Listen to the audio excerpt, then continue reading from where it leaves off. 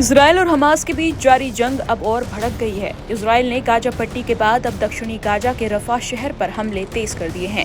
Israel ने बुधवार को गाजा के रफा में भीषण बमबारी की। इजरायली सेना ने कहा कि जमीनी सैनिकों ने दक्षिणी गाजा शहर में बड़ी कार्रवाई की है। इजरायल ने अंतर्राष्ट्रीय दबाव के बावजूद रफा में सेना के टैंक उतार दिए हैं। बीते 48 घंटों में इजरायल ने रफा में भीषण तबाही मचाई है।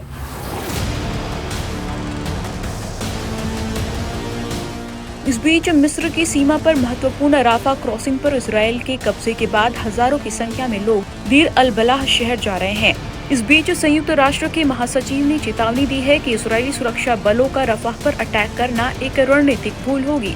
इजरायल के रफा में घुसने के बाद पूरे रफाह में तबाही मच गई है। कहिरा में दोनों पक्षों के बीच युद्ध विराम पर चर्चा जारी है। इस बीच कई देशों ने इजरायल से हमले को तुरंत रोकने की अपील की गई, लेकिन इजरायल मानने को जारी नहीं है। इजरायल के इस हमले ने पूरी दुनिया में इजरायल के खिलाफ गुस्से को एक बार फिर भड़का दिया है। दुनिया भर के देश इजरायल की आलोचना कर रहे हैं, लेकिन इजरायल रफा में हमले तेज कर रहा है।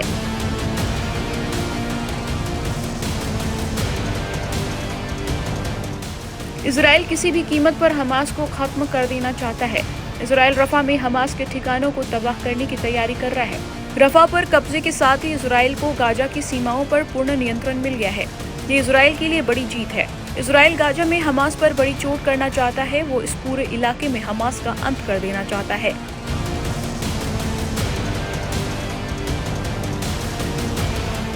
इस बीच इजरायल के पीएम बेंजामिन नेतन्याहू ने कहा कि रफा सीमा के गाजा क्षेत्र पर सेना का नियंत्रण हमास की सैन्य और शासन क्षमताओं को खत्म करने की दिशा में एक महत्वपूर्ण कदम है। नेतन्याहू ने कहा कि बयान से साफ कर दिया गया है कि वो हमास के खात्मे की पूरी तैयारी कर चुके हैं और किसी भी कीमत पर गाजा से हमास को उखाड़ फेंकना चाहते हैं। हालांकि इजरायल के इस कदम से अमेरिका नाराज है। अमेरिका का कहना है कि वो रफा शहर में फंसे लगभग 13 लाख फिलिस्तीनियों को लेकर चिंतित है।